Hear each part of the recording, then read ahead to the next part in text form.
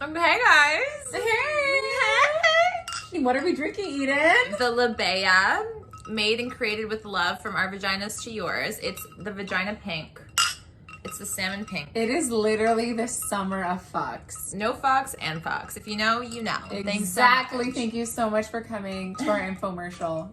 Good time. You're Blocked with Eden Middleman and Simona Catalano.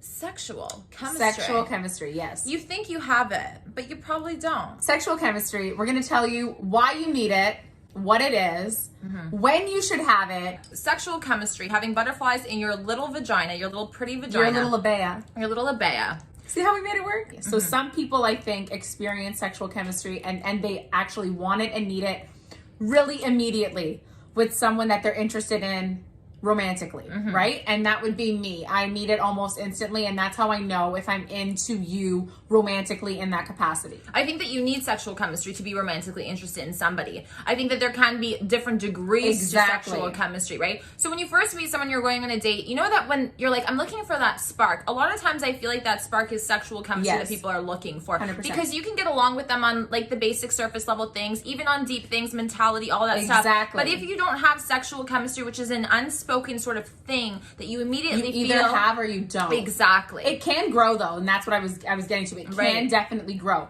So some people, like Eden was saying, if you get along with someone and you have all of those foundational things and you're like, okay, there's a good foundation here, it can grow.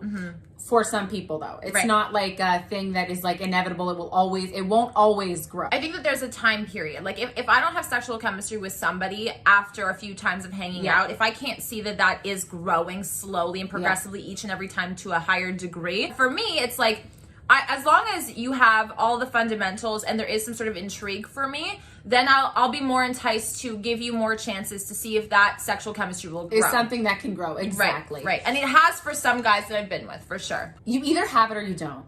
I feel like for me at least, that's what it is. I get the growth, and you have that period where if it's been 4 weeks, honey, you just don't have it. You don't have He's it, not the one. The sexual chemistry will not grow, right? Because especially in the early stages of dating, that's my thing, right? Like if it's not clicking like really soon, it's just not there. You're not having it because this is the honeymoon period. This is the fun period. This is the period where we're having a lot of sex. Yes, exactly. So if that's not there, like for me, I'm like, ooh, a little bit concerning. Like definitely give it as many chances as you feel, but also don't force it and pressure it either way. So like, let's say he's good on paper, no sexual chemistry. The more you force it, it's gonna be so awkward when you try to, like, every 100%. Time you try to fuck. And vice versa, right? Sexual chemistry is there, but you're not gonna mold him into be the person that you want on paper. I think that's where those issues happen. Yeah. Where a woman takes on a guy and says, I'm gonna fix him up, I'm gonna make him mine, I'm gonna mold him, I'm gonna whatever, which is a lot of people, you know, personally in my life, I know so many women who are in those types of relationships that don't even realize it, and they struggle, and it's not fun at the end of the day. You think you can, you think he has all these great qualities, you're like, okay, he just needs a push. It's not your job to push him. It's not your job. You're supposed to take him as he is. It's super hard, but that's the beauty of it, because if it was easy, we would find every Joe Schmo appealing, and we take on every Joe Schmo. You deserve somebody special that would make sense, and those are a little bit harder to find. It's like a diamond in the rough, you know? Also, like, stay true to who you are and what you feel always. I think silver lining. We do believe that sexual chemistry is absolutely necessary for any romantic relationship, and if you don't have that, you'll realize the relationship won't last the test of time. You'll have eyes for other people, you'll be intrigued by other things, you'll always be curious. Off the bat, when you see someone, you're like, oh, we have sexual chemistry. Like, can you describe that to us? Like, what is it for you?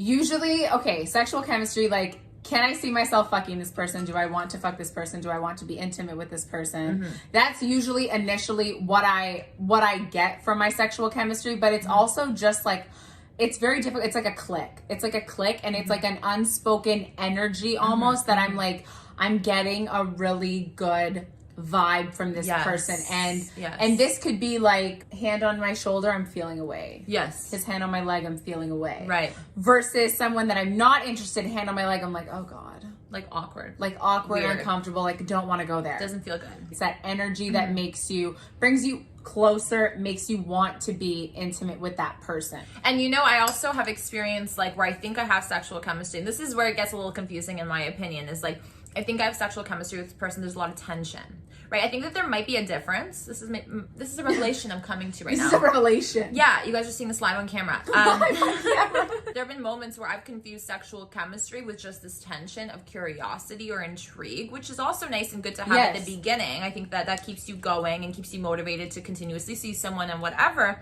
But then it's like we're in bed and the chemistry itself is not there. It's not there. Different rhythm, different jive, different feeling. And here's the thing. At the beginning, when you first have sex with somebody, you're intimate with somebody, it could be just a makeout or whatever, everyone has their own rhythm and groove. Yes. So at the beginning, it's always going to feel a little bit different. But if you guys don't pick up on it after like a few minutes or whatever, you don't have sexual chemistry, in my opinion. If you really like them, nerves will inevitably be there, right? And you'll be a little bit more in your head, and like those things are natural. But sexual chemistry also comes with comfortability.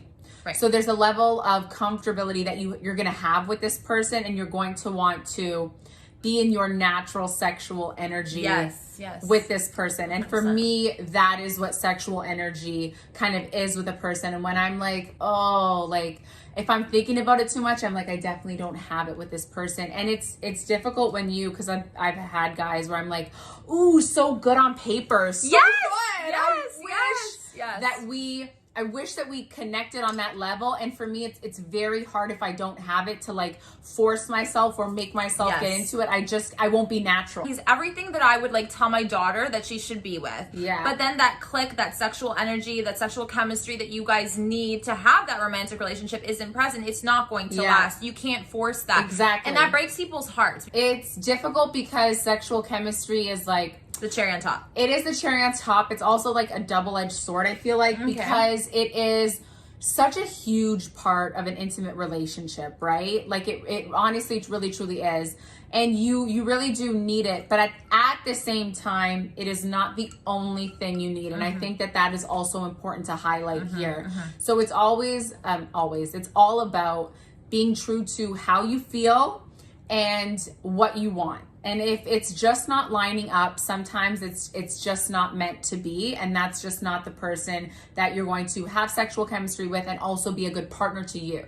You want both. You need both. You need both. You need both. You need both. We do need a little bit more than just the sexual chemistry. You need some sort of charm, some sort of appeal. You need another attribute to go with it most of the time, majority of the time. However, if the sexual chemistry is el fuego, which, you know, every once in a blue moon it is, and you're like, yeah, let's just fucking do it. Like, let's just do it. The sexual chemistry is there. We're vibing in that capacity. We're vibing in that way. And the sex is great. But also, like, I think it's just helpful in your mind as, like, a girl, because obviously we attach that emotion, majority of the time, to the act. It's important to just, like, differentiate that and separate it in your brain and be like, it was just a good fuck. Sometimes it's just that. It's just a really good fuck. And that's all it needs to be, and there's nothing wrong with having that as well. I think sexual chemistry has this power that's not just sexual or super intimate. It's what keeps you guys going and yearning for each other. Yes. Which is so important, especially in long-term relationships. You always want to have that spark that everyone talks about. This is something that keeps you going. It's kind of like a drug almost. Like you crave each other in that sense, right? And I think that if you don't have sexual chemistry, or if you feel like the sexual chemistry is dying out, which does happen with time, right, as well. So you can grow it, but it can also diminish throughout time, which has happened to me in certain relationships too. So sexual chemistry, not only having it, maintaining it, being aware if it's there, if it's dwindling out, why so, and like looking into that is super important. Don't just like hope, okay, we had it, so we're good, so that's it. Like, or it starts and ends here. No. Exactly. I think it's something that in long-term relationships, there is always a period where it's like, it's a little bit boring. Yeah, you get used to it. And we are used to it here. We're used to the routine. Yes, we know the groove. We know each other. And there's just not that same it factor. And it's important to note that that is normal in long-term relationships. But like Eden said, being aware of that and also working on doing new things to activate that and get that back up and running for us, because a lot of people say like, oh my God, it's dead, it's dying, it's done. No, it's signifying to us that we need to get out of our comfort zone and make an effort now to switch things up and create it and get it back up and running. You know, it's not something that just like signifies the end of the relationship. That's so important. Just because you have it, I mean, it's a great jumping point, and I think that that's where you need to like hone in on that and be like, okay, let's maintain that. And how do we maintain that? Spicing things up, or or being attentive or changing things up or getting out of routine, making sure not falling into too much of a routine. Exactly. When it comes to being intimate and romantic. Surprising each other even 5-6 years down the line is super important. Surprises, gestures, spontaneity, adventures. So important. Switching it up, keeping Yes. things spicy, trying new things, doing new things in new locations. And also remembering kind of where that sexual chemistry came from. Like for me, there's certain moments that made it really special. Play on that as you go on in that relationship. We need to continue to maintain and work on throughout the course of our relationship if it's a long-term relationship. Absolutely.